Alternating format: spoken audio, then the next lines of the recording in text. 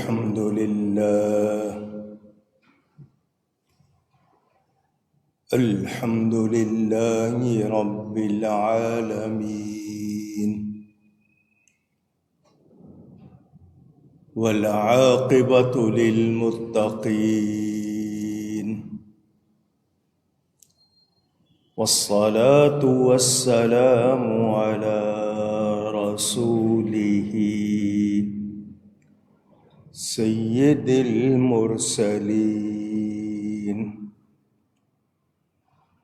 خاتم النبیین رحمت للعالمین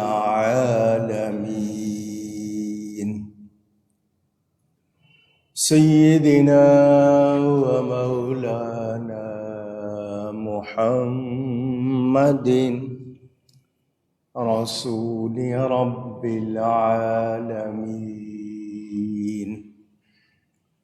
وعلى آله وصحبه أجمعين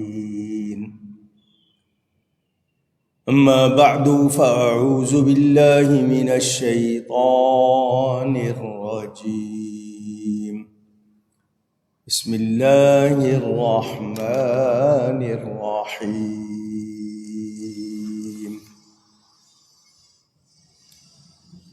وما كنت تتلو من قبله من كتاب ولا تخطه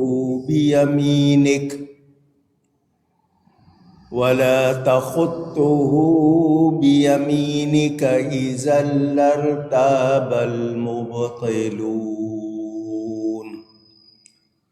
بل هو آيات بينات في صدور الذين أوتوا العلم وما يجحد بآياتنا إلا الظالمون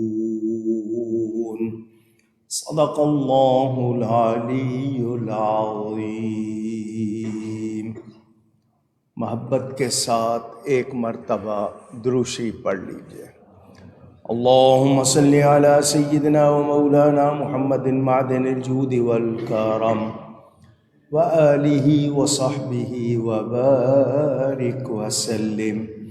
الصلاة والسلام عليك يا رسول الله، الصلاة والسلام عليك يا حبيب الله، الصلاة والسلام عليك يا رحمة للعالمين وعلى آلك وأصحابك يا شفيع المذنبين۔ حمد و صلات کے بعد قرآن کریم کی سورۃ العنکبوت کی تفسیر کا بیان آپ کو سنا رہا ہوں۔ گزشتہ جمعے یہ آیت پڑھی تھی کہ نبی کریم صلی اللہ علیہ وآلہ وسلم پر اللہ نے قرآن نازل کیا، لیکن یہود و نصارہ تورات اور انجیل کو تو مانتے تھے مگر قرآن کو نہیں مانتے تھے۔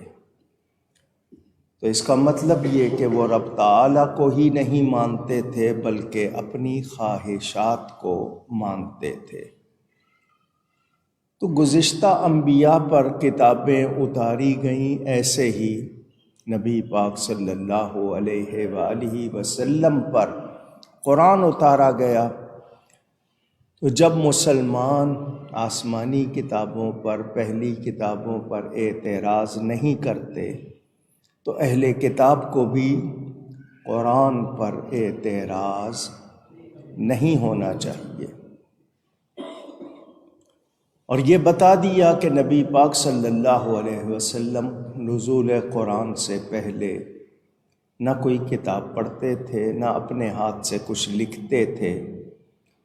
اگر ایسا ہوتا تو باطل والے ضرور شک لے آتے، شک کرتے کہ جی پہلے سے نوٹس لکھے ہوئے ہیں، پوائنٹس لکھے ہوئے ہیں، یاد کی ہوئی باتیں سنا رہے ہیں۔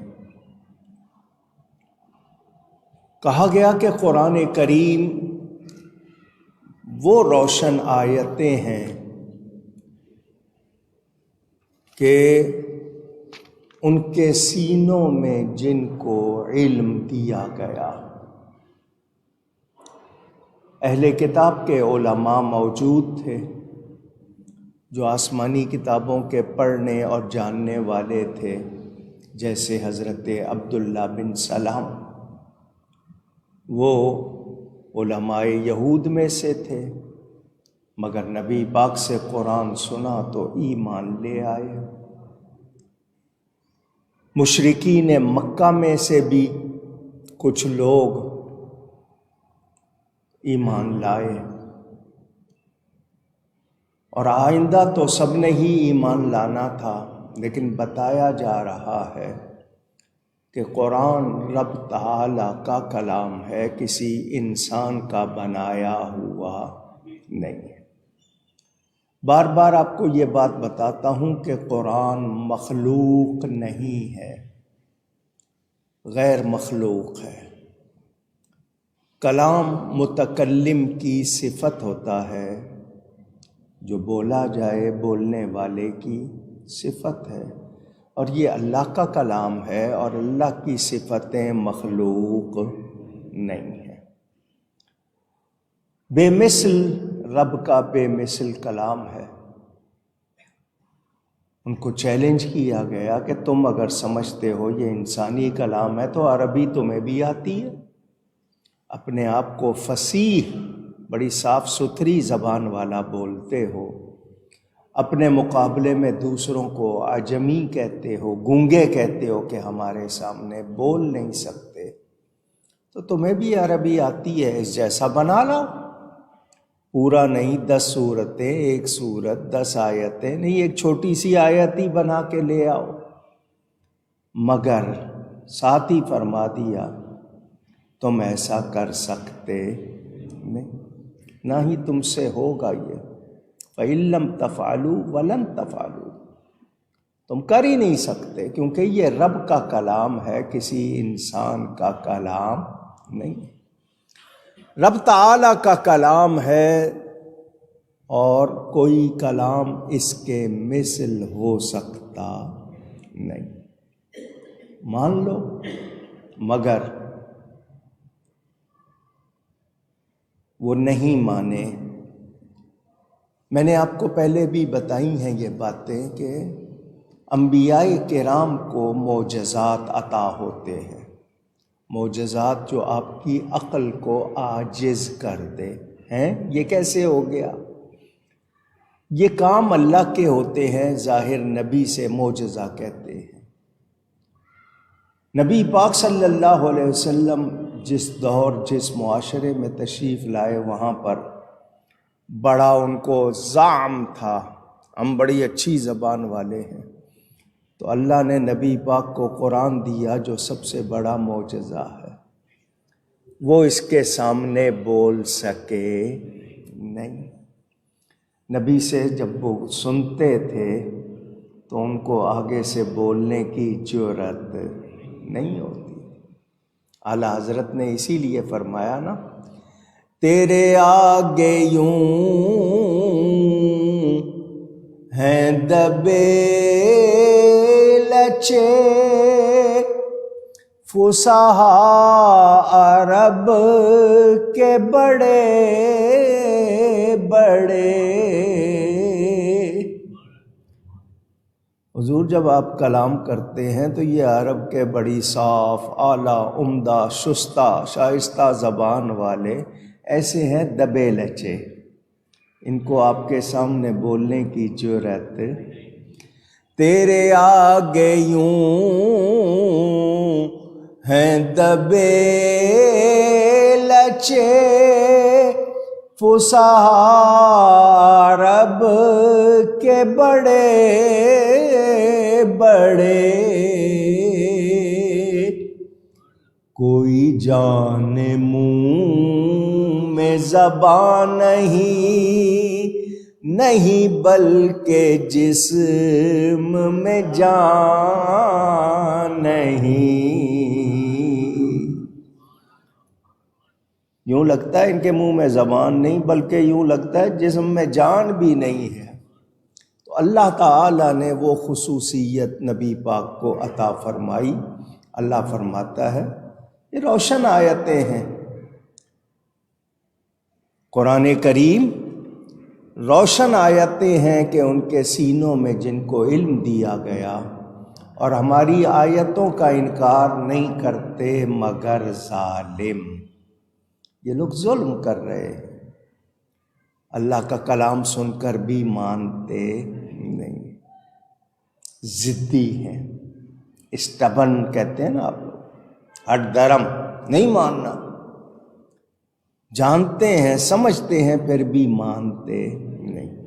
وَقَالُوا لَوْلَا أُنزِلَ عَلَيْهِ آيَاتٌ مِّن رَّبِّهِ، اور بولے کیوں نہ اتری کچھ نشانیاں ان پر ان کے رب کی طرف سے۔ قُلْ إِنَّمَا الْآيَاتُ عِندَ اللَّهِ، اے حبیب آپ فرما دیجئے نشانیاں تو اللہ ہی کے پاس ہیں۔ وَإِنَّمَا أَنَا نَذِيرٌ مُبِينٌ، اور میں تو یہی صاف ڈر سنانے والا ہوں۔ جان بوجھ کر حسد جلن کی وجہ سے حضور کا انکار کرتے تھے، جیسے علماء یہود اور مشرکین مکہ۔ نبی پاک صلی اللہ علیہ وسلم اعلان نبوت سے پہلے نہ پڑھتے تھے نہ لکھتے تھے۔ اعلان نبوت کے بعد اللہ تعالی نے آپ کو یہ خصوصیات بھی عطا فرمائی۔ وہ تمام لوگ جو نبی پاک صلی اللہ علیہ وسلم کے بارے میں غور سے توجہ سے احادیث پڑھتے ہیں، وہ احادیث پڑھتے ہوئے کہتے ہیں کہ حضور صلی اللہ علیہ وسلم لکھنا پڑھنا جانتے تھے، بلا شبہ جانتے تھے۔ صلح حدیبیہ میں حضور نے کچھ لکھا بھی، تو مطلب یہ ہے کہ یہ اعلان نبوت کے بعد، اعلان نبوت سے پہلے نہیں، یہ ذہن میں رہے۔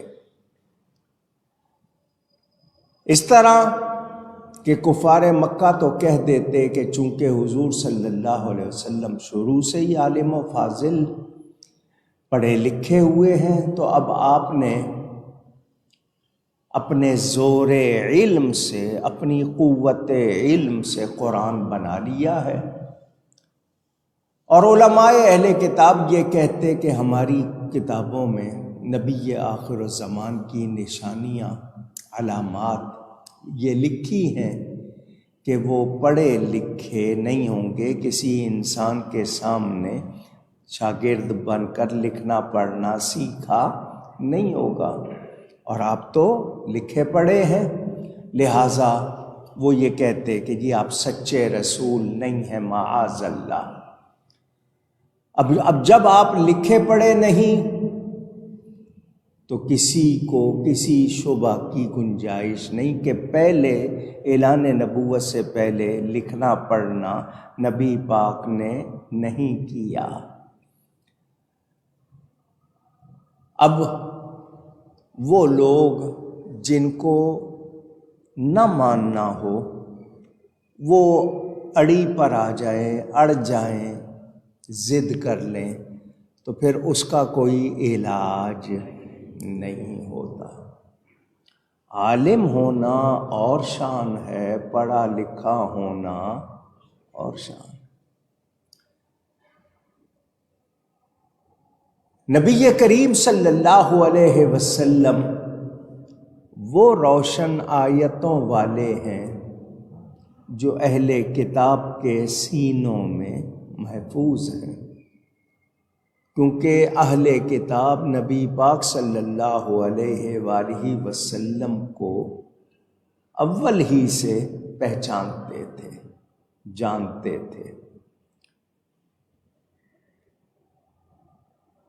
یا قرآن وہ روشن آیات ہیں جو عالموں حافظوں کے سینوں میں تا قیامت روشن رہے گا۔ سوائے قرآن کریم کے کوئی اور کتاب اس شان والی نہیں ہوئی کہ اس کے لوگ حافظ ہوں، اسے پورا پورا یاد کر لیں۔ یہاں سے دو باتیں پتہ چل گئیں کہ قرآن یاد کرنے والے، جن کو آپ حفاظ کہتے ہیں، حافظ کی جمع، اور عالم کی جمع علماء، یہ دونوں بڑی شان والے ہیں۔ کیوں؟ کہ ان کے سینے میں قرآن ہے، قرآن کے معانی ہیں، علوم ہیں، یہ روشن سینوں والے ہیں۔ قرآن نے جا کر ان کے سینوں میں روشنی کی ہے۔ جس کاغذ پر قرآن لکھا جائے وہ کاغذ شان والا ہو جاتا ہے، تو جس سینے میں قرآن آ جائے وہ سینہ بھی شان والا ہو جاتا ہے۔ جب قرآن سینے میں آ گیا تو اتنی شان، تو جس کے سینے پہ قرآن اترا ہے ان کی کتنی شان ہوگی، اندازہ کیا جا سکتا ہے۔ جس پر قرآن لکھا ہے کاغذ پر، اس کو ناپاک آدمی چھو سکتا نہیں، گندا آدمی چھو نہیں سکتا۔ تو انشاءاللہ قرآن والے سینے کو گندا شیطان بھی نہیں چھوئے گا۔ دوسرا یہ کہ اس قرآن میں کوئی تبدیلی، تحریف نہیں ہو سکتی، کیونکہ تبدیلی اور تحریف ہوگی تو کاغذ میں ہو سکتی ہے، سینوں میں ہو سکتی۔ کاغذ میں لکھا ہے مٹا دیا، لفظ آگے پیچھے کر دیا، لیکن سینے میں ایسا کیا جا سکتا نہیں۔ کفار نے یہ کہا کیوں نہ اتری کچھ نشانیاں ان پر ان کے رب کی طرف سے۔ یہ لوگ سرکشی میں حد سے بڑھ چکے تھے۔ ان کا مطلب کہ وہ معجزات جن کا وہ مطالبہ کرتے تھے، ورنہ آپ جانتے ہیں، یہ جملہ آپ کو یاد ہوگا کہ سارے نبی معجزے لے کر آئے، میرے نبی پاک سراپا معجزہ بن کر آئے۔ قرآن میں 9 آیات کا لفظ حضرت موسیٰ کے لیے کسی نبی کو 1، کسی کو 2، کسی کو 3، کسی کو 4۔ ابن تیمیہ جیسے شخص نے کہا 6000 معجزے تو نبی پاک کے گنتی میں آئے ہیں، جو گنے نہیں گئے وہ پتہ نہیں کتنے ہیں۔ حضور صلی اللہ علیہ وسلم کے معجزات سب سے یہاں آپ کو 2 باتیں بتانی ہیں۔ فرمائشی معجزہ، کچھ لوگ کہتے ہیں جی ہمیں فلانی چیز کر کے دکھائیں، ایسا کر کے دکھائیں تو ہم مانیں گے، اس کو کیا کہتے ہیں؟ فرمائشی معجزہ۔ فرمائشی معجزہ مانگنے پر اگر کوئی ایمان نہ لائے تو پھر عذاب اس پر لازمی ہو جاتا ہے، پھر وہ قوم عذاب سے بچتی نہیں۔ آپ نے واقعہ سنا ہوا ہے، حضرت صالح علیہ السلام، قوم سمود، فرمائشی معجزہ مانگا کہ یہ سامنے پہاڑی ہے، یہ خود بخود پھٹے، اس میں سے زندہ اونٹنی نکلے اور وہ بھی حاملہ ہو، یعنی وہ بچہ جنے، تب ہم مانیں گے کہ تم اللہ کے نبی ہو۔ معجزہ ظاہر ہوا مگر قوم نے مانا نہیں، ساری قوم تباہ ہو گئی۔ مدائن صالح آج بھی عبرت کا نشان ہے، پہاڑوں میں گھر بناتے تھے بڑے مضبوط، کوئی بھی نہیں بچا، 3 دن کی ان کو مہلت ملی، اس کے بعد سب ختم۔ تو فرمائشی معجزہ مانگ کر ایمان نہ لائیں تو پھر عذاب یقینی ہوتا ہے۔ نبی پاک صلی اللہ علیہ وسلم کا امی ہونا، میں نے اس پر گزشتہ جمعے کچھ تھوڑی سی گفتگو کی تھی۔ لکھنا پڑھنا ایک صنعت ہے، ایک آرٹ ہے، ایک کام ہے، اور صنعت ایک دنیاوی امر ہوتا ہے، دنیا کا کام ہوتا ہے، جس سے مدح و ذم یعنی تعریف اور برائی کا تعلق نہیں۔ لکھنے پڑھنے کی غرض و غایت کیا ہوتی ہے کہ انسان اپنی یادداشت لکھ لے، اس کے ذہن میں کام کی باتیں ہوں لکھ لے کہ کہیں بھول نہ جاؤں۔ لکھ لیتے ہیں آپ لوگ، ڈائری بنا لیتے ہیں، نوٹس لکھ لیتے ہیں۔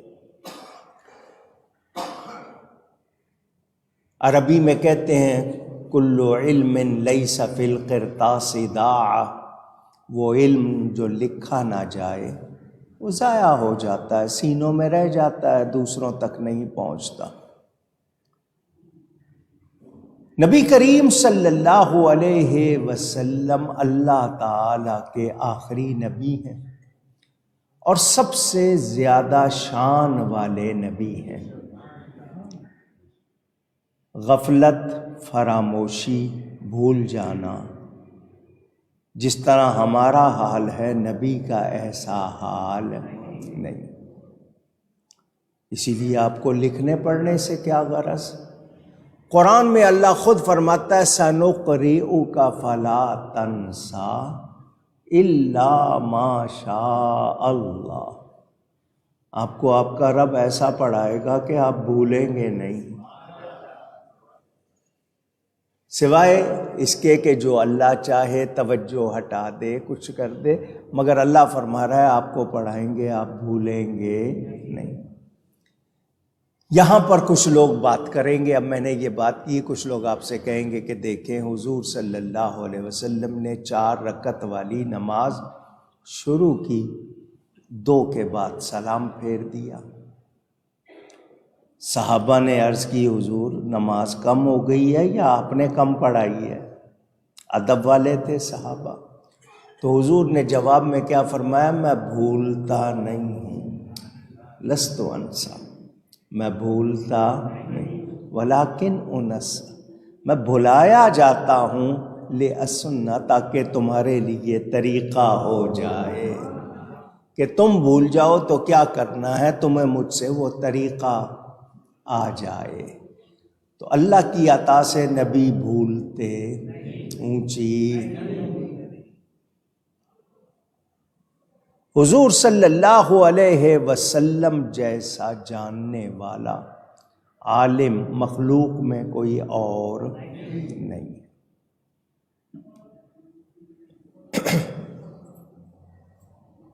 تورات اور انجیل جس طرح بھی تھی، بدلی ہوئی تھی، جیسی کیسی تھی، اس کے عالم موجود تھے، اس کے پڑھنے والے، جاننے والے، یہودی اور عیسائی، راہب اور احبار رہبان موجود تھے۔ ان کو معلوم تھا ان کتابوں میں نبی آخر الزمان کا ذکر موجود، تو وہ جانتے تھے، نشانیاں بھی بیان ہوئی۔ اور قرآن میں ہے یعرفونہ کما یعرفون ابناءہم، جیسے اپنے بیٹوں کو جانتے پہچانتے تھے اسی طرح وہ نبی پاک کو پہچانتے تھے،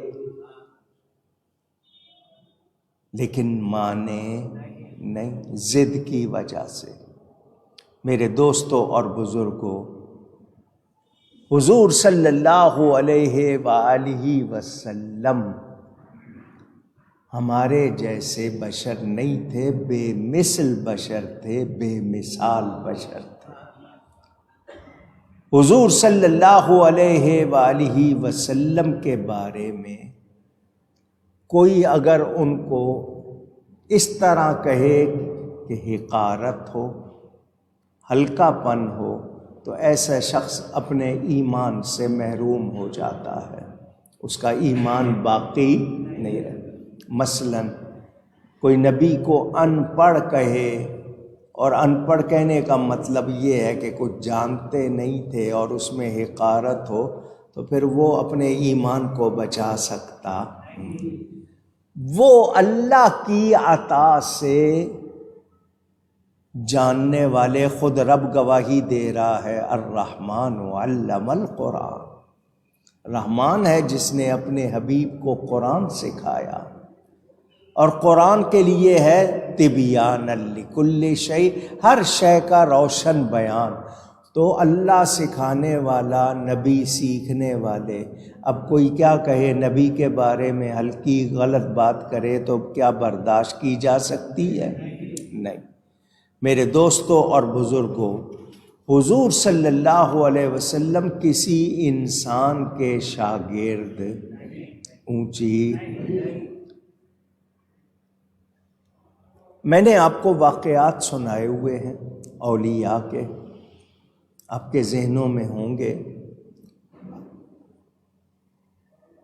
حضرت سیدنا غوث اعظم کے، حضرت مجدد الفسانی کے، غوث پاک فرماتے ہیں میری نظر لوح محفوظ پر لگی رہتی ہے۔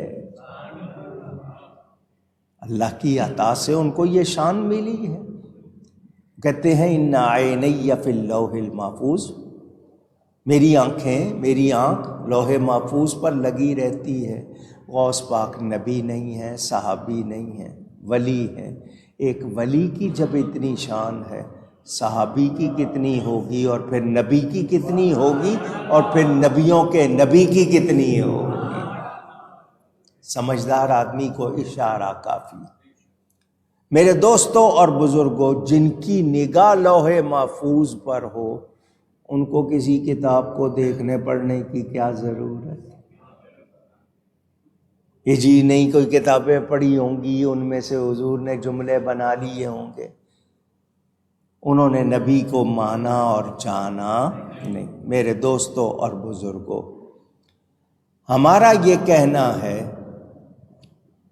کہ یہ قرآن تمہارے سامنے ہے، تم اگر کہتے ہو کہ نبی نے کسی کتاب سے نوٹس بنا لیے ہیں، تو اس قرآن نے چیلنج کیا اس طرح کی بنا کے لے آؤ۔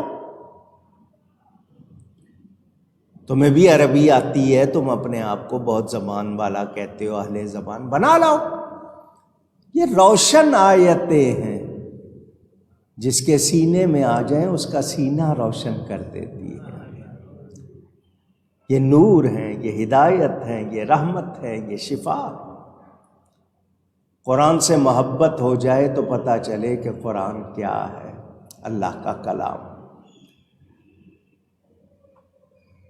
اللہ تعالیٰ نے نبی پاک کو وہ شان عطا فرمائی ہے، وہ علم عطا فرمایا ہے کہ مخلوق میں کوئی ان جیسا، اونچی کہہ دیجیے۔ آگے چلیے، اب بات آتی ہے جو قرآن کو یاد کر لے، جو قرآن کا ترجمہ سمجھ لے، قرآن کا عالم بن جائے، اس کو اللہ تعالی شان عطا فرماتا ہے۔ اور یہ صرف قرآن کریم کا اعجاز ہے چھوٹے چھوٹے بچے اس کو یاد کر لیتے ہیں۔ میں نے آپ کو بتایا تھا ایک ایک زیر زبر، ایک ایک حرکت کے ساتھ کوئی اور کتاب یاد کی جا سکتی نہیں۔ چھوٹی سی عمر، 7-8 سال کی، 9 سال 10 سال بچے یاد کر لیتے ہیں کم سے کم مدت میں۔ ابھی کل پرسوں خبر آئی تھی کہ 5 مہینے میں ایک بچے نے قرآن یاد کر لیا۔ ہمارے اعلیٰ حضرت مولانا شاہ احمد رضا خان کو کسی نے خط لکھا، خط میں حافظ کا لفظ ساتھ لکھ دیا، حافظ احمد رضا، اعلیٰ حضرت مولانا شاہ حافظ احمد رضا۔ اعلیٰ حضرت نے کہا کہ اس کو شاید معلوم نہیں ہے کہ مجھے قرآن زبانی یاد نہیں ہے۔ اب 2 صورتیں ہیں، یا تو اس کو جواب میں لکھتے کہ یہ نہیں لکھنا کیونکہ مجھے قرآن زبانی یاد نہیں۔ آپ نے کہا یہ کیوں لکھوں اس کو کہ یاد نہیں، کیوں نہ یاد کر لوں؟ 1 مہینے میں قرآن یاد کر لیا، روزانہ 1 پارہ یاد کر لیا، اللہ کی عطا۔ تو یہ واحد کتاب ہے۔ غیر مسلموں نے کوشش کی کہ مسلمانوں کو قرآن سے خالی کر دیں، بڑا مشہور واقعہ ہے۔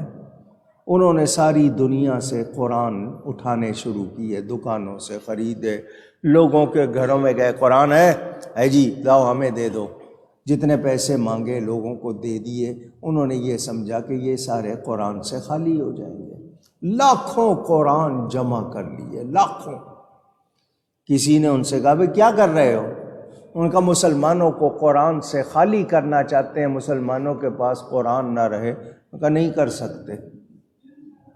کہا ہم نے ساری دنیا سے جمع کر لیا۔ ان کا نہیں کر سکتے، کیوں؟ ان کا یہ ان کے سینوں میں محفوظ ہے، وہ زبانی یاد کر لیتے ہیں، تم اس کو ان سے چھین سکتے نہیں۔ میں نے آپ کو بتایا تھا حضرت موسیٰ علیہ السلام نے اللہ کی بارگاہ میں دعا کی، یا اللہ میں نے تورات میں ایک ایسی امت کا نام پڑھا ہے جن کے سینوں میں تیرا کلام قرآن محفوظ ہوگا، وہ اسے دیکھ کر بھی پڑھیں گے اور یاد کیا ہوا ہوگا، بغیر دیکھے بھی پڑھیں گے۔ تو جواب ملا ہاں وہ میرے حبیب کی امت ہے، اس کو ہم نے یہ شان عطا کی ہے۔ میرے دوستوں اور بزرگوں، سابقہ کا مطلب پہلی، جو پہلے تھیں امتوں میں، موسیٰ علیہ السلام کی امت کے ہاں لکھی ہوئی کتابیں نہ ہوتی تو وہ اپنے نبیوں کے احکام شریعت یاد کر لیتے۔ اس وقت ان کو یادداشت اچھی تھی، قوت حافظہ ان کی تیز تھی، لیکن ان کو یہ دولت نصیب نہیں۔ تورات میں بھی تحریف ہو گئی، گڑبڑ ہو گئی، اور اس کا کوئی بھی حافظ نہیں ملا۔ یہاں تک علماء نے لکھا ہے کہ یہود و نصارہ کو مسلمانوں سے جو حسد ہے، جلن ہے، وہ اس وجہ سے کہ یہ قرآن یاد کر لیتے ہیں، انہیں قرآن یاد ہو جاتا ہے۔ آئیے اب آپ کو قرآن کی بات آئی ہے تو کچھ باتیں آپ کو سناؤں، ذرا سنیں دھیان سے۔ حضرت ابو امامہ رضی اللہ تعالی عنہ راوی ہیں کہ اللہ تعالی اس جسم کو آگ سے محفوظ رکھے گا جس کے دل میں قرآن مجید محفوظ ہوگا۔ قرآن کو یاد کر لینا کتنی سعادت کی بات ہے، وہ آپ کو سنا رہا ہوں۔ نبی کریم صلی اللہ علیہ وآلہ وسلم نے فرمایا وہ دل جس میں قرآن مجید کی کوئی آیت نہ ہو وہ ویران گھر کی طرح ہے۔ کتنے اچھے ہیں وہ ماں باپ جو اپنے بچوں کو قرآن یاد کراتے ہیں، اور کتنے اچھے ہیں وہ بچے جو یاد کر کے یاد رکھتے ہیں۔ حضور اکرم صلی اللہ علیہ وآلہ وسلم نے فرمایا قرآن مجید کو یاد کرو، قرآن مجید کو یاد کرو، قسم ہے اس ذات کی جس کے قبضہ قدرت میں میری جان ہے، وہ سینوں سے اونٹ بندھے ہوئے کے چھوٹنے سے بہت جلد نکلنے والا ہے۔ یعنی جیسے ہی اونٹ کے پاؤں سے رسی کھولی جاتی ہے وہ بھاگ جاتا ہے، ایسا نہ ہو کہ تم قرآن کو یاد نہ کرو اور قرآن تم سے دور ہو جائے، کیونکہ قرب قیامت میں قرآن اٹھا لیا جائے گا۔ اہل علم کا کہنا ہے کہ قرآن کا کچھ حصہ دن میں پڑھو، کچھ حصہ رات میں پڑھو، یعنی دن میں بھی قرآن پڑھو، رات میں بھی۔ آپ کو پتہ ہے ہر گھر میں صبح پہلے قرآن پڑھا جاتا تھا، پھر رات کو سونے سے پہلے قرآن پڑھا جاتا تھا۔ برکت ہوتی تھی یا نہیں ہوتی تھی؟ حضور صلی اللہ علیہ وسلم فرماتے ہیں میری امت کے گناہ میرے سامنے پیش کیے گئے تو ان گناہوں میں سب سے بڑا گناہ کیا تھا کہ قرآن مجید کی کوئی سورت یا آیت بھولنا، پڑھ لینا اور پھر بھول جانا۔ بھولنے کا مطلب یہ کہ وہ دیکھ کر بھی نہ پڑھ سکے، ایسا بھول گیا کہ اب پڑھ نہیں پائے۔ ابن عیینہ وہ کہتے ہیں قرآن یا اس کی سورت یا آیت کا بھولنے والا ملامت کا مستحق ہے، اس کو کہا جائے گا کیا کر رہا ہے تو نے کیا کیا، یعنی اس کو اچھا نہیں کہا جائے گا، اسے گناہ کی طرف منسوب کیا جا سکتا ہے۔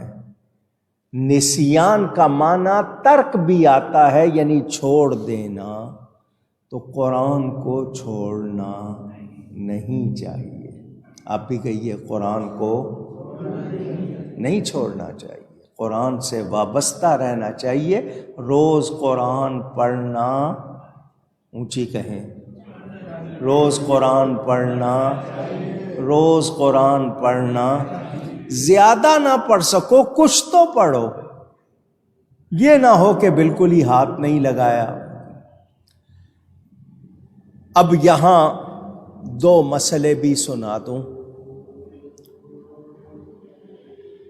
جس کو قرآن یاد ہے وہ اپنی یادداشت سے پڑھے، دیکھ کے پڑھنا زیادہ اچھا ہے، دیکھ کے پڑھنا اونچی۔ لیکن جس کو تفکر تدبر یاد کیے ہوئے پڑھنے میں آتا ہے وہ اس کے لیے افضل ہے۔ حافظ ہے، سمجھ کے پڑھ رہا ہے، اس میں غور بھی کر رہا ہے، تو اس کا یاد سے پڑھنا افضل، لیکن باقی کا دیکھ کے پڑھنا افضل، اس لیے کہ دیکھ کے پڑھنے میں دو ثواب ہیں۔ کتنے؟ ایک دیکھنے کا ثواب، ایک پڑھنے کا ثواب۔ جو شخص اٹک اٹک کے پڑھتا ہے، روانی نہیں ہے، آپ بڑی تیزی سے پڑھ لیں، وہ رک رک کے صحیح طرح پڑھنے کی کوشش میں اٹکتا ہے۔ یہ نہیں ہے کہ جان بوجھ کے، لیکن یہ کہ اچھی طرح پڑھنے کی کوشش میں اٹک رہا ہے، اس کو زیادہ ثواب ملتا ہے، کیونکہ وہ محنت کر رہا ہے۔ قرآن صحیح پڑھنے میں زیادہ محنت کر رہا ہے تو ثواب بھی، اور جو روانی سے پڑھ رہا ہے، بہت عمدہ پڑھ رہا ہے، اس کی شان ہی اور ہے۔ قرآن مجید پڑھا جائے تو دل لگنا چاہیے، ہمارا دل لگتا نہ، ہم پڑھنے میں نہ سننے میں دل نہیں لگاتے، محرومی ہے۔ قرآن سے پیار کرو، قرآن سے محبت کرو۔ یہ قرآن کریم اللہ کا کلام ہے۔ آپ کوئی کتاب ایک بار، دو بار، تین بار، چار بار پڑھنے سے اکتا جائیں گے، قرآن جب بھی پڑھیں گے مزہ ہی آئے گا۔ اس کی آیات واضح ہیں اور روشن ہیں۔ قرآن کریم کا یاد کر لینا، جنہوں نے قرآن یاد کرایا، بچوں کو حافظ بنایا، ان کے سروں پر قیامت کے دن نور کے تاج ہوں گے۔ کراؤن کہتے ہیں تاج کو۔ دوسرے دیکھ کے رشک کریں گے، یہ تمہیں کیسے مل گئے؟ وہ کہیں گے ہم نے اپنے بچوں کو قرآن یاد کرایا تھا۔ میں ایک مرتبہ بہاولپور کے قریب سفر کر رہا تھا، مجھے وہاں کسی نے بتایا، وہاں ایک بستی ہے پاکستان میں، بہاولپور کا علاقہ کسی زمانے میں پوری ریاست تھی، ایک بستی ہے، مجھے اس وقت اس کا نام یاد نہیں آ رہا، بتایا گیا کہ اس بستی میں ہر مرد ہر عورت حافظ ہے، سب نے قرآن یاد کیا ہوا۔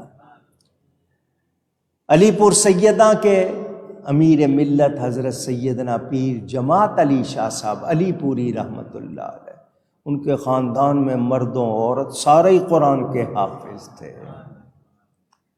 بڑی سعادت سمجھا جاتا تھا قرآن کو یاد کرنا، مگر آج اب لوگوں میں شوق نہیں۔ ناول پڑھ لیں گے، اخبار پڑھ لیں گے، جھوٹی خبریں پڑھ لیں گے، قرآن نہیں پڑھتے۔ قرآن کو محبت سے پڑھنا چاہیے۔ میرے دوستوں اور بزرگوں،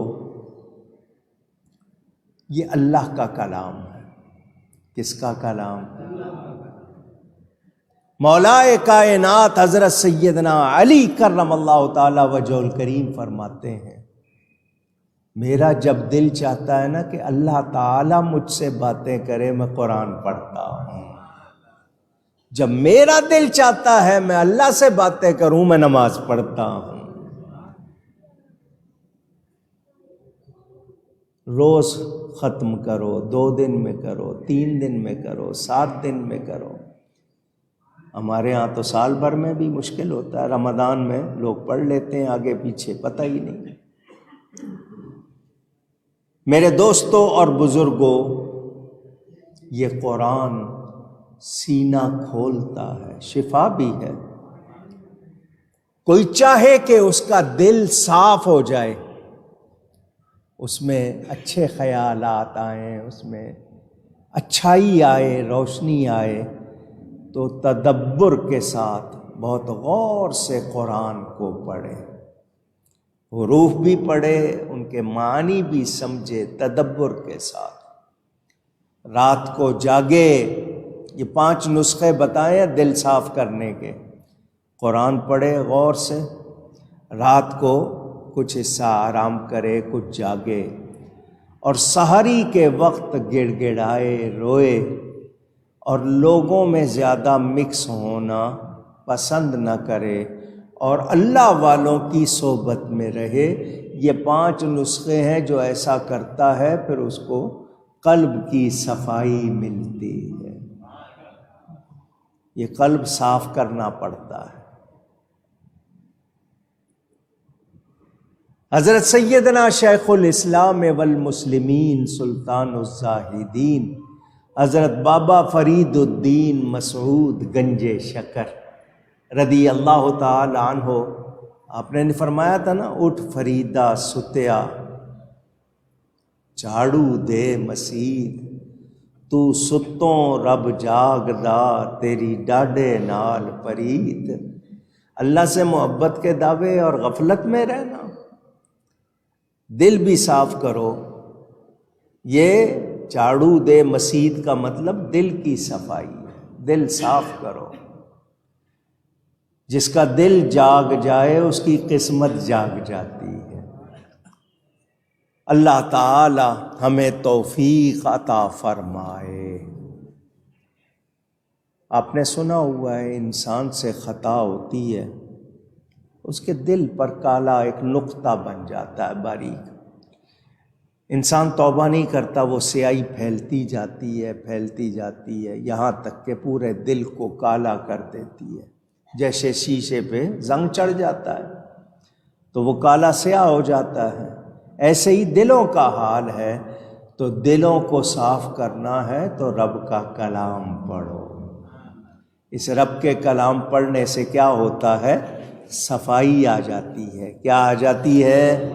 اونچی کہیے گا۔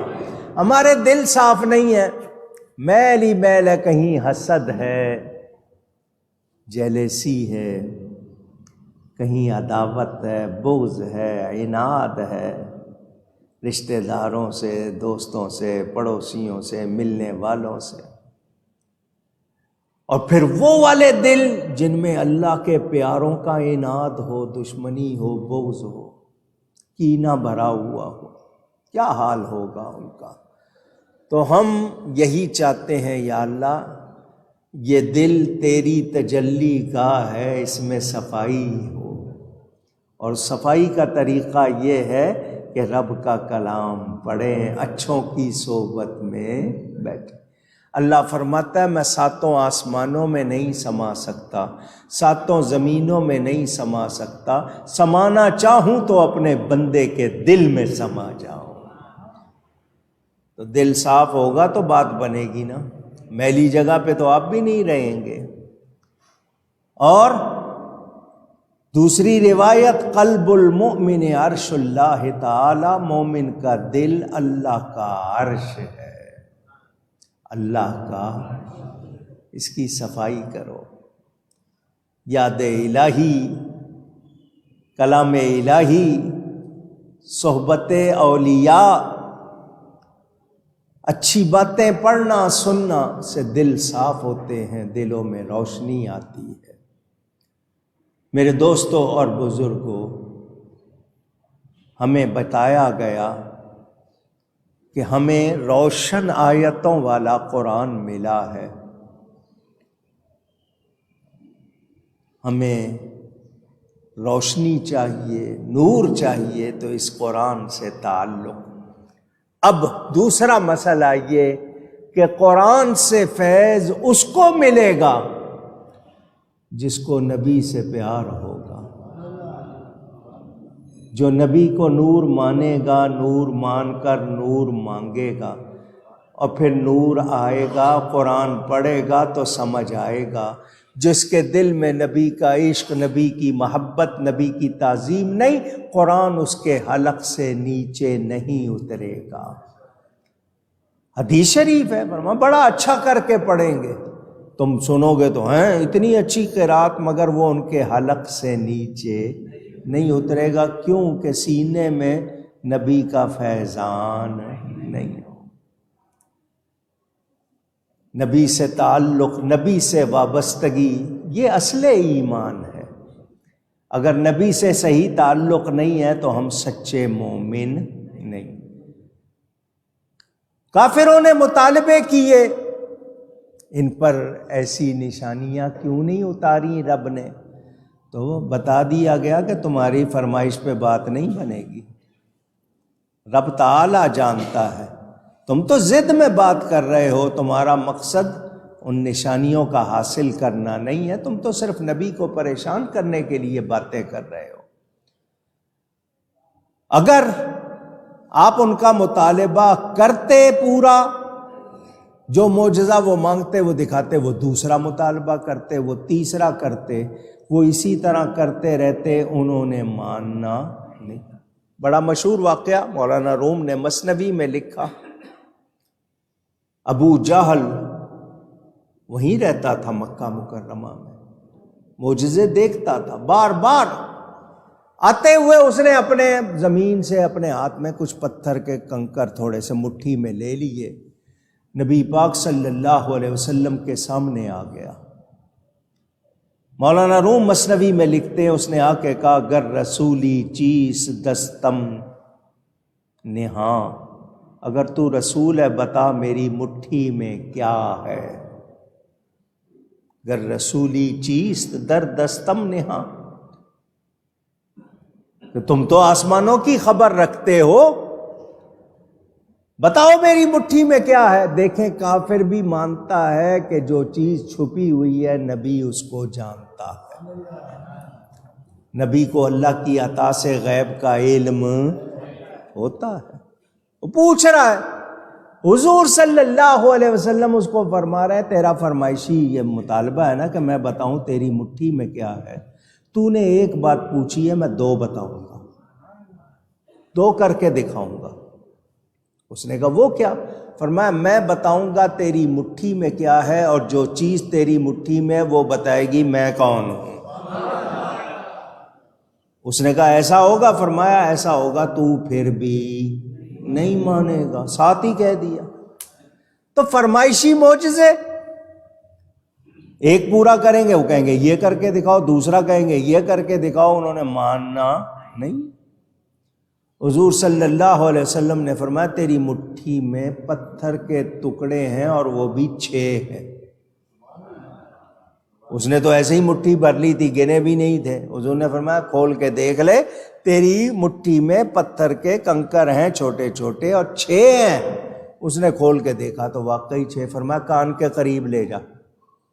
وہ کان کے قریب لے گیا، 6 کے 6 کنکروں نے کلمہ پڑھ دیا۔ اللہ پڑھا بے زبانوں نے کلمہ تمہارا۔ پتھر بے زبان ہیں یا نہیں؟ نبی کا کلمہ پڑھ رہے ہیں۔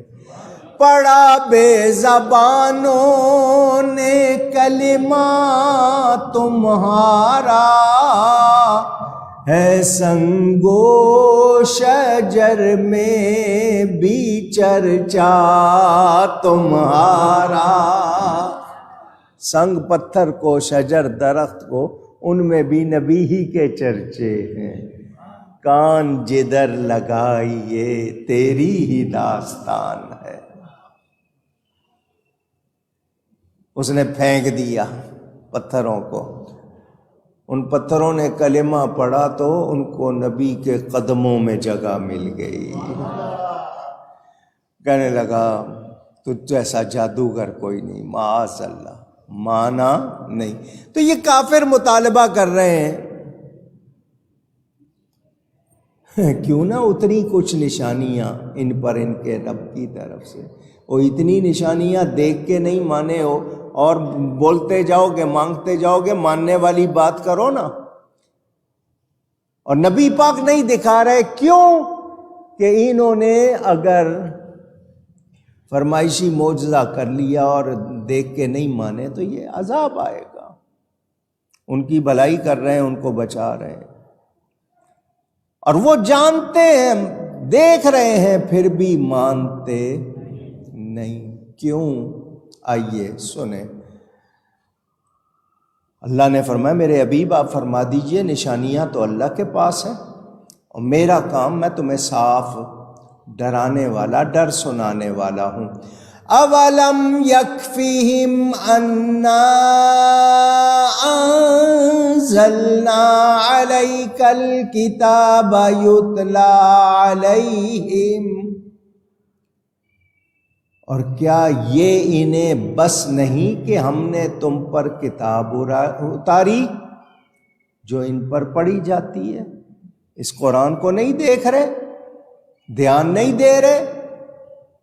ایسی کتاب نازل کی ہے جو حق بولتی ہے، پہلی آسمانی کتابوں کی تصدیق کرتی ہے، حالانکہ وہ کتابیں تو نبی پاک نے نہیں پڑھی سنی تھی، مگر یہ کتاب قرآن ان کی تصدیق کر رہی ہے، یہ پڑھی جا رہی ہے ان پر، ان کے سامنے، ان کی لغت میں ہر زمان و مکان میں پڑھی جاتی ہے، تو اس سے زیادہ ان کو نشانی کیا چاہیے؟ قرآن ہے سامنے، سنو، پڑھو، دیکھو، غور کرو، کتنی چیزیں ہیں ختم ہو جاتی ہیں۔ اچھے جملے کسی نے کہے، لوگ بھول گئے، اس وقت یاد، بعد میں کسی کو یاد آ گیا، نہیں آیا، کتنی چیزیں ہیں ہوتی ہیں اپنے وقت میں بھول جاتی ہیں، مگر یہ قرآن ہر جگہ پڑھا جا رہا ہے، ہر وقت پڑھا جا رہا ہے۔ لفظ قرآن کے ایک معنی بہت زیادہ پڑھا جانے والا کلام، جس کو بہت زیادہ پڑھا جائے۔ اب اشارہ کیا ہے کہ ان کی آنکھیں اندھی ہیں، ان کے دلوں کی آنکھیں اندھی ہیں، انہیں کوئی چیز حق نظر نہیں آ رہی، یہ حق دیکھ کے نہیں مان رہے۔ یہ آیت روشن تر ہے، قرآن ایک واضح روشن دلیل ہے، پھر بھی آیات کا مطالبہ کر رہے۔ پہلے اس کو تو مانو، تم اور مطالبے کر رہے ہو یہ ہو جائے۔ خود دیکھ رہے ہیں کہ یہ قرآن وہ شخص پیش کر رہا ہے جو بظاہر کسی کے سامنے لکھا پڑھا نہیں ہے، لیکن وہ دعویٰ کر رہا ہے کہ یہ اللہ کی طرف سے نازل ہوا ہے، وہ انہیں فر سنا رہا ہے، اس کی وضاحت ایسے روشن طریقے سے کرتا ہے عقل دنگ رہ جاتی ہے۔ تو اس کلام کو سن کر بھی اور مطالبے کر رہے ہو، اس کا مطلب تم ایمان والے نہیں ہونا چاہتے، تم ایمان لانا ہی نہیں چاہتے، تمہیں ضد ہے، ہٹ درمی ہے تمہاری، تم نے ماننا نہیں۔ کہتے ہیں نا جو جاہل غافل ہو، ایک تو ویسے غفلت میں، اور جاہل غافل، اس کو نصیحت کرنا ایسے ہے جیسے اس زمین میں بیج بونا جس میں فصل نہیں اگ سکتی، جس کو کلر شور کہتے ہیں، جس میں فصل نہیں لگتی ہے۔ ان لوگوں کا حال وہ ہے، انہوں نے ماننا نہیں۔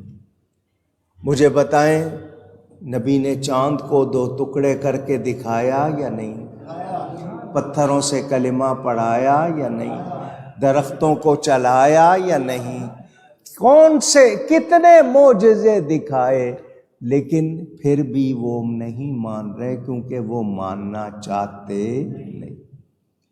آپ کا بھی واسطہ پڑتا ہے نا کسی ضدی شخص سے، وہ کہتا ہے یہ کرو گے تو مانوں گا، ارے یار جو میں نے کیا ہے وہ تو دیکھو، آپ کہتے ہیں یہ تو، وہ کہتا ہے نہیں وہ فلاں چیز کرو گے تو مانوں گا۔ یہ ضد ہوتی ہے، اس کے علاوہ اس میں کچھ نہیں ہوتا۔ تو یہ ضدی لوگ ہیں، انہوں نے ہٹ درمی ہی کا مظاہرہ کرنا ہے، حق کو ماننا نہیں۔ اسی ابو جہل کا بیٹا اکرمہ، عین کاف رے میم ہے، اکرمہ، حضور صلی اللہ علیہ وسلم نے اسے فرمایا ایمان لے آ، مجھے اللہ کا نبی مان لے، اللہ کا کلمہ پڑھ لے، مسلمان ہو جا۔ حضور جہاں بیٹھے تھے درمیان میں پانی تھا، پانی کے اس طرف کہنے لگا وہ جو پتھر زمین میں دھسا ہوا ہے نا، اس کو آپ اشارہ کریں وہ پانی پہ چل کر آئے اور پھر واپس جا کے لگ جائے۔ فرمایا ایمان لے آئے گا؟ اس نے کہا لے آؤں گا۔ حضور نے انگلی سے اشارہ کیا، پتھر کو بتاؤ، کالج یونیورسٹی سائنس والے بتاؤ پتھر کی آنکھیں کہاں ہیں، دماغ کہاں ہے کہ وہ اشارہ دیکھے سمجھے؟ کون کر رہا ہے؟ نبی۔ پتہ چل گیا اللہ نے نبی کو پوری کائنات پر اختیار دیا ہے، پتھروں کو بھی جیسا چاہیں کر۔ حضور نے اشارہ کیا، وہ پتھر زمین میں دھسا ہوا تھا، وہ ہلا، اس نے اپنے آپ کو زمین سے نکالنے کے لیے حرکت کی، دائیں بائیں آگے پیچھے، وہ زمین میں پھنسا ہوا دھسا ہوا تھا، نکلا پانی کے اوپر قلا بازیاں کھاتے ہوئے، کیونکہ اس کے پاؤں تو نہیں تھے نا۔ پانی کے اوپر پتھر پانی میں ڈوب جاتا ہے یا نہیں؟ وہ پانی پر چل رہا ہے، کلاٹھی مارنا، قلا بازی کھانا۔ حضور کے سامنے آیا، آ کے کلمہ پڑھا، حضور نے اشارہ کیا، وہ واپس جا کے پھر وہیں لگ گیا، ایسا لگ گیا کہ پتہ ہی نہیں چلتا تھا کہ نکلا ہے یا نہیں۔ اسی ابو جہل کا بیٹا کلمہ پڑھ کے ایمان لے آیا۔ جو ہٹ درم ہے، نہیں ماننا۔ وہ کافر حیران ہوتے تھے قرآن سن کر، ایسا کلام۔ جمعے میں جو آیت پڑھی جاتی ہے خطبے میں، وہ ایک کافر نے سنی، اس نے کہا بہت بہترین کلام ہے، بڑا بہترین پیغام ہے، مگر پھر بھی مانے نہیں۔ تو جن کے سینے روشن ہو گئے، اللہ تعالیٰ نے ان کو قرآن سے وابستہ کر دیا اور وہ شان والے ہو گئے۔ تو جو شان والا ہونا چاہتا ہے قرآن یاد کر لے، قرآن کا عالم بن جائے۔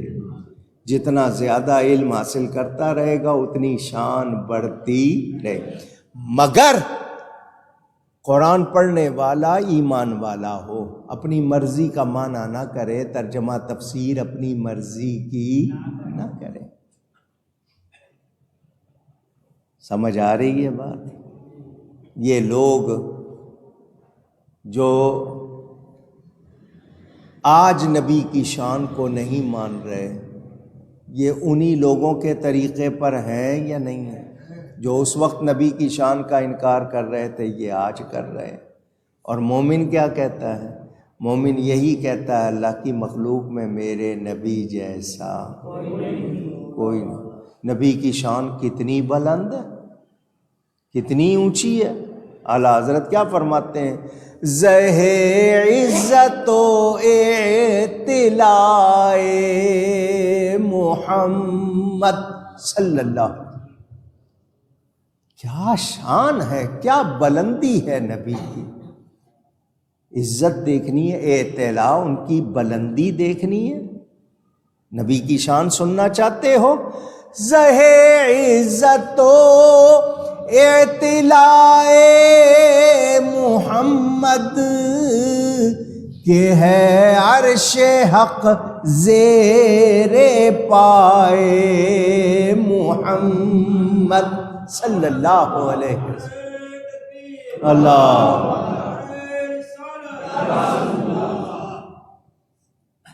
کائنات کا سب سے اونچا مکان عرش ہے۔ اللہ تعالیٰ کا عرش کائنات کا سب سے اونچا مکان، اس کے اوپر لا مکان ہے۔ لا مکان کا مطلب کہ اس کے اوپر کوئی مکان نہیں۔ تو کائنات کا سب سے اونچا مکان عرش ہے، وہ میرے نبی کے قدموں کے نیچے ہے۔ تو جن کے قدموں کی شان اتنی، ان کے سر کی شان کتنی ہوگی؟ لیکن ماننا نہیں ہے، انکار۔ تو جو انکار کر رہے ہیں وہ اپنا نقصان کر رہے ہیں، نبی کا کوئی نقصان نہیں کر رہے۔ ان کو مانیں گے خیر ملے گی، نہیں مانیں گے خیر سے محروم ہو جائیں گے۔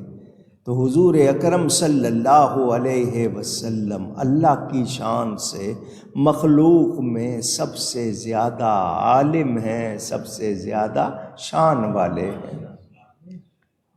اور نبی سے مطالبے کرنے والوں، قرآن دیکھو، ان پر قرآن اترا ہے، ذرا اس قرآن کو پڑھ کے دیکھو، پتہ لگ جائے گی یہ نبی کا کتنا بڑا معجزہ ہے۔ ان فی ذلک لرحمۃ وذکری لقوم یؤمنون۔ بے شک اس میں رحمت اور نصیحت ہے ایمان والوں کے لیے۔ یہ قرآن کس کے لیے رحمت ہے؟ ذرا کہیے، یہ کس کے لیے نصیحت ہے؟ ایمان والوں کے لیے۔ اگر رحمت لینی ہے، نصیحت لینی ہے تو ایمان والے بنو۔ ایمان جیسی کوئی نعمت نہیں، جب ایمان مل جائے گا تو نور ہی نور ہو جائے گا۔ اور ایمان کیا ہے؟ اللہ اور اس کے رسول کو صحیح طرح ماننا۔ جب صحیح طرح نہیں مانو گے تو پھر مومن ہو سکتے نہیں، کیونکہ قرآن میں منافقوں کا ذکر بھی ہے نا۔ وہ کلمہ پڑھتے تھے، نماز پڑھتے تھے، روزہ رکھتے تھے، نبی کو صحیح نہیں مانتے تھے، تو وہ مومن کہلائے نہیں، وہ کیا کہلائے؟ منافق۔ تو سچے مومن بن جاؤ، پھر دیکھو کہ اس قرآن سے تمہیں کتنے فائدے ہوتے ہیں۔ فرمائشی مطالبے کر رہے ہو نا، تو اس لیے تمہیں بتایا جا رہا ہے۔ اب سنیں، قُلْ كَفَى بِاللَّهِ بَيْنِي وَبَيْنَكُمْ شَهِيدًا۔ اے میرے حبیب آپ فرما دیجئے، اللہ بس ہے میرے اور تمہارے درمیان گواہ۔ اللہ کافی ہے۔ کوئی اور مانتا ہے یا نہیں، کسی اور کو نظر آتا ہے یا نہیں۔ ساری دنیا جھوٹ بول سکتی ہے، وقتی طور پر سچ کو چھپا سکتی ہے، اللہ سے کچھ چھپ سکتا نہیں۔ اللہ کی گواہی ایسی کہ اس پہ کسی کو کوئی جرأت نہیں. تو کون گواہ ہے؟ اونچی. کرو کیا کرو گے؟ کہاں جاؤ گے بھاگ کے؟ میرے دوستوں اور بزرگوں، کفر کرنا، انکار کرنا، یہ انسان کو تباہ کرتا ہے، برباد کرتا ہے. حق کو ماننا چاہیے. اب بھی کہیے گا، حق کو ماننا چاہیے. جو حق کو نہیں مانے گا کوئی خیر پا سکتا. اللہ تعالی حق ہے، نبی حق ہے، فرشتے حق، پہلے نبی حق، کتابیں حق ہیں، جنت دوزخ حق ہے. یہ تمام باتیں ماننی ہیں. انکار کرو گے تو کوئی خیر پا سکتے. حیرانی کی بات ہے، حیرانی کی. سورج نکلا ہوا ہے، نہیں مان رہے. دن چڑھا ہوا ہے، نہیں مان رہے. حق واضح ہے، نہیں مان رہے. تو بتائیے ایسے لوگوں کو آپ کیا کہیں گے؟ ضدی، ہٹ درم. بھئی اس نے نہیں ماننا ہے تو نہ مانے. اب یہ حق کو نہیں مان رہا تو اس کے نہ ماننے سے حق بدل سکتا. صحابہ کرام رضوان اللہ علیہم اجمعین بھی تو اسی معاشرے میں رہتے تھے نا. جس معاشرے میں ابو جہل رہتا تھا اسی معاشرے میں حضرت ابو بکر رہتے تھے. جس معاشرے میں ولید بن مغیرہ رہتا تھا اسی معاشرے میں حضرت عمر رہتے تھے. جس معاشرے میں یہ سارے تھے کافر مشرک اسی میں صحابہ بھی تھے. اللہ نے جن کے لیے ہدایت کر دی وہ کامیاب ہو گئے. جنہوں نے دیکھ کر سن کر بھی نہیں مانا کوئی خیر ملی؟ اونچی کہیے گا، نہیں ملی. آپ سے عرض کروں گا، آج بھی جو لوگ حق کو نہیں مان رہے، نبی کی شان کو نہیں مان رہے، بتائیے کوئی خیر پا سکیں گے؟ ایک شخص اپنے ماں باپ کا ادب نہ کرے، کیا کہتے ہو اس کو؟ بے ادب، نالائق، گستاخ. اب کہتے ہو یہ اچھا نہیں ہے، یہ اچھا نہیں کر رہا، یہ اچھا نہیں ہے. ایسا ہی ہے نا؟ پوچھ رہا ہوں. ماں باپ کا ادب نہیں کرتا، ماں باپ کا کہنا نہیں مانتا، ماں باپ کا لحاظ نہیں کرتا تو آپ کہتے ہو اچھا نہیں ہے، نالائق ہے، گستاخ ہے، بے ادب ہے، بدتمیز ہے، بے تمیز ہے. کچھ بھی آپ اس طرح کے الفاظ کہہ دیتے ہو. کہاں میرے آپ کے ماں باپ، کہاں اللہ کا حبیب؟ تو جو ان کے بارے میں نامناسب بات کرے تو کیا برداشت ہوگی؟ نہیں. تو ہمیں ذہن میں رکھنا ہے، قرآن سے نبی کا ادب سیکھنا ہے. اللہ تعالی نے اس قرآن میں ہمیں جو ملتا ہے 25 یا 26 نبیوں کے نام ہیں اس قرآن میں. یا آدم، یا نوح، یا ابراہیم، یا یحییٰ، یا موسیٰ، یا عیسیٰ. سارے نبیوں کا نام لے کر اللہ نے پکارا یا نہیں پکارا؟ اونچی. پورے قرآن میں دکھاؤ کہیں یا محمد ہو صلی اللہ علیہ وسلم. پورے قرآن میں دکھاؤ. یا احمد، یا محمد کہیں ہے؟ اونچی. اور رب ہو کر اپنے حبیب کو پکارتا ہے تو یا ایھا الرسول، یا ایھا النبی، یا ایھا المزمل، یا ایھا المدثر، یاسین، طٰہٰ. اس میں احمد کی تعظیم کے منکرو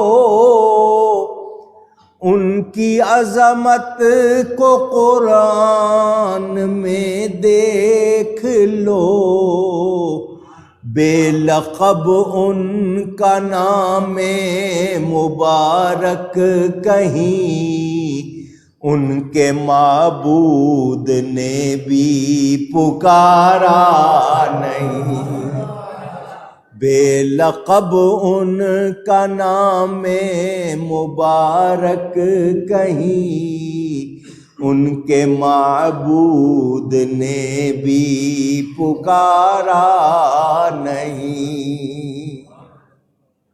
وہ رب ہو کر اپنے حبیب کو کیا شان عطا فرماتا ہے۔ یہ میرے آپ کے لیے پیغام ہے، جب میں رب ہو کر اتنی ان کو عزت دے رہا ہوں، تمہیں کتنی دینی چاہیے؟ مگر ہم سمجھتے ہی نہیں، ہم کہتے ہیں نہیں جی وہ ٹھیک ہے جی، نا جی بالکل نہیں۔ نبی کی تعظیم نہیں ہے تو ایمان نہیں، ان کی تعظیم ہی اصل ایمان ہے۔ جو ان کی تعظیم نہیں کرتا اس کے لیے کوئی خیر اونچی کہہ دیں۔ قرآن نبی کا سب سے بڑا معجزہ۔ اعتراض کرنے والوں قرآن کو پڑھو، ذرا سنو، دیکھو، روشن آیتیں ہیں، واضح ہیں۔ کیا یہ نہیں بتاتی جس کو اتنا پیارا کلام عطا ہوا ہے یہ کسی انسان کا اپنا کمال نہیں، یہ رب تعالیٰ کی عطا ہے، اس کی شان ہے۔ اللہ فرما رہا ہے قُلْ كَفَى بِاللَّهِ بَيْنِي وَبَيْنَكُمْ شَهِيدًا، اللہ تعالیٰ کافی ہے مجھ سے اور تم سے جو کچھ صادر ہوگا اس سے، یعنی وہ اللہ تعالیٰ سب کچھ جانتا ہے، تمہاری نیتیں کیا ہیں، تمہارا مزاج کیا ہے، تم کیا چاہتے ہو، تم کتنے ضدی ہو، تم نے ماننا یا نہیں ماننا، اللہ سے کچھ بھی چھپا ہوا اونچی۔ یعلم ما فی السماوات والارض، جانتا ہے جو کچھ آسمانوں اور زمین میں ہے، اللہ سے کوئی چیز چھپی ہوئی نہیں۔ والذین آمنوا بالباطل وکفروا باللہ، اور وہ جو باطل پر یقین لائے اور اللہ کے منکر ہوئے، اولئک هم الخاسرون، یہ گھاٹے میں ہیں، وہی لوگ کیا ہیں؟ اونچی۔ میرے پیارے نبی پاک صلی اللہ علیہ وسلم کے معجزات 3 قسم کے ہیں۔ کتنی قسم کے ہیں؟ 3۔ ایک وہ جو بغیر اختیار کے ہر وقت آپ سے صادر ہوتے ہیں، خود بخود ظاہر صادر ہوتے ہیں بغیر اختیار کے، جیسے نبی پاک کے جسم کا سایہ نہیں تھا، یا نبی پاک کا پسینہ وہ اتنا چمکدار اور اتنا خوشبودار، اس میں چمک بھی بہت تھی، اس میں خوشبو بھی، اتنی خوشبو کہ جس راہ سے گزر جاتے وہ راہ مہک جاتی، پتہ چل جاتا کہ ادھر سے حضور صلی اللہ علیہ وسلم گزرے ہیں، اتنی خوشبو۔ یہ بغیر اختیار کے ہر وقت ظاہر اور صادر ہوتے تھے۔ بعض وہ معجزات جن کے ظاہر کرنے میں حضور کو اختیار نہیں دیا گیا، جن کے ظاہر کرنے میں حضور کو اختیار نہیں دیا گیا، آپ کہیں گے وہ کیا؟ وہ قرآنی آیات، وہ قرآن کی آیتیں۔ اور تیسری قسم وہ جو حضور کے اختیار سے صادر ہوئے، جیسے حضور نے پتھروں سے کلمہ پڑھوا دیا، چاند کو 2 ٹکڑے کر دیا، سورج کو لوٹا دیا. تو یہ 3 قسم کے معجزات جو فرمائشی وہ مانگ رہے تھے. کافر کہہ رہے تھے کہ ہمیں یہ کر کے دکھائیں، ہمیں یہ کر کے دکھائیں، وہ اور قسم ہے. حضور صلی اللہ علیہ وسلم کے تمام معجزوں میں سب سے بڑا معجزہ قرآن ہے. سب سے بڑا معجزہ، سب سے بڑا معجزہ قرآن ہے. تو جب یہی ان کو کافی نہیں ہوا تو وہ جو دوسرے معجزات مانگ رہے تھے وہ دیکھ کر انہوں نے کیا ایمان لانا تھا. سب سے بڑا معجزہ جب ان کی سمجھ میں نہیں آ رہا تو وہ لوگ ماننے والے نہیں. اگر وہ مانگتے رہتے، حضور دکھاتے رہتے تو ہلاکت یقینی تھی، کیونکہ منہ مانگے معجزات پر ایمان نہ لانا پھر عذاب کی وجہ بن جاتا ہے. یہ حضور نے ان کے مطالبات پورے نہیں کیے رحمت ہونے کی وجہ سے، تاکہ یہ ہلاک نہ ہو جائے. مہربانی تھی یا نہیں تھی؟ اور میں آپ کو بتا چکا کہ کوئی ایک بات ہوتی کہ چلو جی ایک دکھا دیں سب مان لیں گے، ایک کے بعد دوسرا، دوسرے کے بعد تیسرا. ان کی تو یہ فرمائشیں جاری رہنی تھیں اور انہوں نے پریشان کرنا تھا، ماننا نہیں تھا. اس لیے بتا دیا یہ قرآن ہے تمہارے پاس، اس نبی پر قرآن اترا ہے. تم انکار کرنے والوں، تمہارے اور میرے درمیان کون گواہ ہے؟ اونچی. جو کچھ تم سوچ کے آئے ہو، تمہارے ارادے ہیں، اللہ خوب جانتا ہے جو کچھ آسمانوں میں ہے اور زمین میں ہے. اور وہ جو باطل پر یقین لائے، اللہ کے منکر ہوئے، وہی نقصان اٹھانے والے، وہی گھاٹا پانے والے. وَيَسْتَعْجِلُونَكَ بِالْعَذَابِ.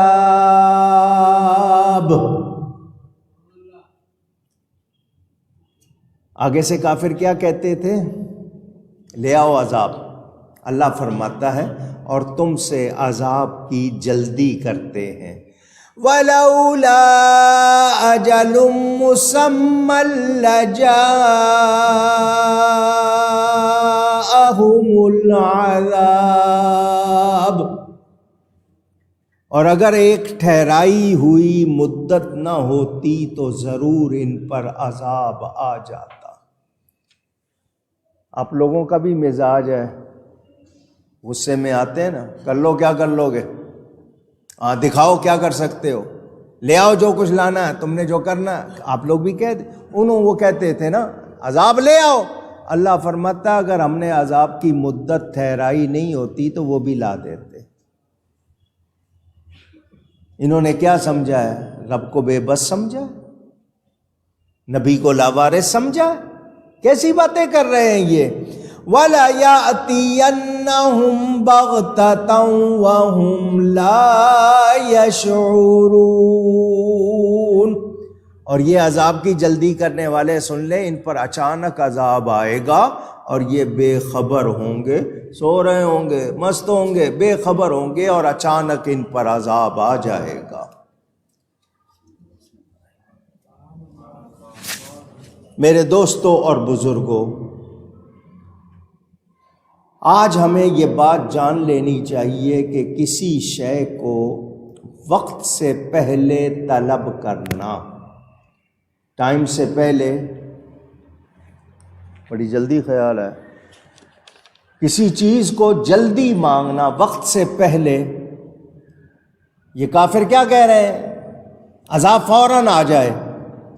نضر بن حارث اور اس کے ہمجولی جو تھے وہ حضور صلی اللہ علیہ وسلم کو تمسخرانہ طور پر، جیسے آپ کہتے ہیں نا، ٹھٹا کرتے ہوئے کہتے تھے یہ جو آپ ہمیں ڈراوے سناتے ہیں نا، یہ کب واقع ہوں گے کہ یوں ہو جائے گا، یوں ہو جائے گا؟ کب ہوگا؟ اگر ہم آپ کی بات نہیں مانتے تو ہمارے اوپر آسمان سے عذاب کی بارش برسائیے، لے آئیے. اتنا ہمیں ڈر سنا رہے ہیں کہ یہ ہوگا تو لے آئیے، یہ اس طرح کی بات کرتے تھے۔ اللہ تعالیٰ خود جواب دے رہا۔ یہاں آپ کو ایک بات بتاؤں، پہلے نبیوں پر اعتراض ہوتا تھا تو نبی خود جواب دیتے تھے۔ پہلے نبیوں پر اعتراض ہوتا تھا تو نبی خود جواب دیتے تھے۔ میرے نبی پاک پر اعتراض کرتے کافر، اللہ جواب دیتا ہے۔ یہاں سے پتہ کیا چلا؟ اعتراض کرنے والے کافروں کے طریقے پر ہیں، جواب دینے والے رب کی عطا سے اس کی ہی پیروی کر رہے ہیں، اس کی مہربانی سے وہ یہ کام کر رہے ہیں۔ اندازہ کریں، اللہ فرماتا اگر ان کے لیے عذاب کا وقت مقرر نہ ہوتا، یعنی ہم نے قیامت کا دن ٹھہرا نہ دیا ہوتا، تو یہ نہ سمجھیں کہ اللہ کر نہیں سکتا۔ یہ تو اللہ فرماتا وما کان اللہ لیعذبہم وانت فیہم، یہ جانتے نہیں ہیں اے حبیب جب تک آپ ان میں موجود ہیں اللہ ان پر عذاب نہیں کرے گا۔ آپ کی وجہ سے، یہ آپ کی وجہ سے بچے ہوئے ہیں۔ یہ نہ سمجھیں کہ یہ اللہ کر نہیں رہا، یہ آپ کی وجہ سے بچے ہوئے ہیں۔ میرے دوستوں اور بزرگوں، یہاں ایک بات کرتے ہوئے آج کی گفتگو مکمل کرتا ہوں، وہ یہ کہ ایمان نبی کی محبت سکھاتا ہے، نبی کا ادب سکھاتا ہے، نبی کی تعظیم سکھاتا ہے، نبی کا کہنا ماننا سکھاتا ہے۔ اگر یہ کام ہم نہیں کر رہے ہیں تو پھر ہم نبی کے ماننے والے اونچی اور اونچی۔ اب میں اور آپ اپنے اپنے گریبان میں جھانکیں، نبی پاک صلی اللہ علیہ وسلم کے ارشادات ہوں اور ہم کہیں کہ نہیں جی ہم نے تو اپنی منمانی کرنی ہے، تو پھر ہمارا کیا حال ہے؟ قرآن حدیث کے ہوتے ہوئے ہم ابلیسیوں سے مشورے لیں، ابلیس سے مشورے لیں، غیروں سے پالیسیاں مانگیں، تو کیا ہم ایمان والے ہیں؟ قرآن کہہ رہا ہے کہ سود لینا، دینا، لکھنا، حساب کرنا، اس کا لوگوں کو اس کی طرف راغب کرنا، یہ اللہ اور اس کے رسول سے جنگ ہے۔ ہماری حکومت تالیاں بجاتی ہے جب سود پہ پیسے ملتے ہیں، خوش ہوتی ہے، فلانے ملک نے اتنے دے دیے، فلانی کمپنی نے اتنے دے دیے، فلانی تنظیم نے اتنے دے دیے۔ بتائیں یہ اللہ کو خوش کر رہے ہیں یا ناراض؟ ادب والا کہنا مانتا ہے، ادب والا، تعظیم کرنے والا، ان المحب لمن یحب مطیع، محب اپنے محبوب کا فرما بردار ہوتا ہے، کہنا ماننے والا ہوتا ہے۔ یہ کہنا نہیں مان رہے اور پھر کہہ رہے ہیں کہ نہیں جی ہم عاشق رسول ہیں، ہم یہ، تو کیا یہ واقعی ایمان ہے؟ اونچی۔ تو پہلی بات جو ہم نے ذہن نشین کرنی ہے وہ یہ کہ ایمان نام ہے نبی کے تعلق کا، نبی سے جتنا تعلق ہے اتنا ایمان، جتنا مضبوط، جتنا سچا، جتنا اچھا ویسا ایمان۔ تو نبی کی تعظیم کرنی ہے، ادب کرنا ہے، ان سے محبت کرنی ہے، ان کا کہنا ماننا ہے۔ اگر یہ نہیں تو پھر ایمان نہیں۔ آج کی گفتگو یہیں تک۔ مجھ سے گفتگو میں کوئی غلطی ہوئی ہو اللہ تعالیٰ اس کے رسول صلی اللہ علیہ وسلم کی بارگاہ میں توبہ کرتا ہوں۔ وآخر دعوانا ان الحمد للہ رب العالمین۔ پہلی بات آپ سے یہ کرنی ہے کہ اہل سنت و جماعت کو دنیا بھر میں آپس میں لڑوانے کا سلسلہ تیز کر دیا گیا ہے۔ سوشل میڈیا، یہ جب سے سب کے ہاتھ میں فون آ گیا ہے، اس پہ سوشل میڈیا، اب وہ شیطانی کام تیزی سے ہونے لگے ہیں۔ پہلے کوئی شخص ایک بات کہتا تھا، دوسرے تک پہنچنے میں ٹائم لگتا تھا، درمیان میں ختم بھی ہو جاتی تھی کبھی۔ اب سیکنڈوں میں بات پوری دنیا میں پھیلتی ہے۔ نبی پاک صلی اللہ علیہ وسلم کے خلاف باتیں کرنے والے، قرآن اور حدیث کے خلاف باتیں کرنے والے، صحابہ، اہل بیت، ازواج مطہرات کے خلاف باتیں کرنے والے، اولیاء کے خلاف باتیں کرنے والے، علماء کے خلاف باتیں کرنے والے بڑے تیز ہو گئے، کیونکہ اب توپ گولے سے وہ کام نہیں لینا چاہتے، اب وہ آپ یہ اس طرح آپ کے اندر فساد ڈالنا چاہتے ہیں کہ آپ کا ایمان بھی نہ رہے، حیا بھی نہ رہے، شرم بھی نہ رہے، اور بے غیرتی آ جائے آپ کے اندر، بدعملی آ جائے۔ جب ایمان نہیں رہے گا حیا نہیں رہے گی، جب حیا نہیں رہے گی تو پھر حرام حلال کی پرواہ کیا، اور کیا آپ کو فکر۔ یہ ایک سازش کے تحت مسلمانوں میں، خاص طور پر اہل سنت میں، علماء کو، کچھ پیروں کو، کچھ نعت خوانوں کو، کچھ بااثر لوگوں کو بگاڑ کر، خرید کر، یا ان کو بہکا کر یہ باتیں کی جا رہی ہیں۔ نتیجہ یہ ہے کہ لوگ بکھر گئے کہ کس کو مانیں، کس کو نہ مانیں، کدھر جائیں۔ وہ بھی اپنے ہیں، وہ بھی اپنے ہیں، دونوں ایک دوسرے کے خلاف بول رہے ہیں۔ تو میں نے آپ کو جو بات کہنی ہے وہ یہ کہ 14ویں صدی میں اللہ نے ایک بندہ ہمیں دیا، اس بندے کا نام امام احمد رضا ہے۔ کیا نام ہے؟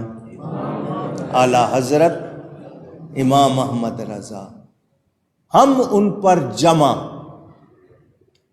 آج ان کے خلاف باتیں کر کے چاہ رہے ہیں کہ کسی طرح ان سے الگ کر کے نئی سوچ، تو ہمیں کسی نئی سوچ کی ضرورت، کسی نئی تحقیق کی ضرورت۔ ہم صحیح العقیدہ، صحیح عقیدے والے اہل سنت رہنا چاہتے ہیں۔ ہمیں نئے نئے شوشے چھوڑ کر بکھیرنے کی کوشش کرنے والے کامیاب نہیں ہوں گے۔ کب؟ جب ہم اعلیٰ حضرت پر متفق رہیں گے، متحد رہیں گے۔ یہ بات اس لیے کر رہا ہوں، آپ کو طریقے سے بہکانے، پھسلانے، بھٹکانے کی کوششیں ہو رہی ہیں۔ بہت سے لوگ اس کے شکار بنتے جا رہے ہیں، کہیں صحابہ کے نام پہ، کہیں اہل بیت کے نام پہ، کہیں کچھ کے نام پہ، اور غلط لوگ سوشل میڈیا پہ پلانٹ کر دیے گئے ہیں، بٹھا دیے گئے ہیں۔ وہ قرآن حدیث کے خلاف باتیں کر رہے ہیں مختلف ناموں سے، اور ہماری حکومت کو اپنی کرسی بچانے کے سوا کچھ ہوش نہیں۔ کوئی کرسی پانے کے لیے، کوئی کرسی بچانے کے لیے، بس اسی میں سارے لگے ہوئے ہیں۔ ان کو نہیں پرواہ ہے کہ لوگ مہنگائی کی وجہ سے کیا ہو گئے، لوگوں کے گھروں میں کیا تکلیفیں ہیں، ان کو اس کی کوئی پرواہ نہیں۔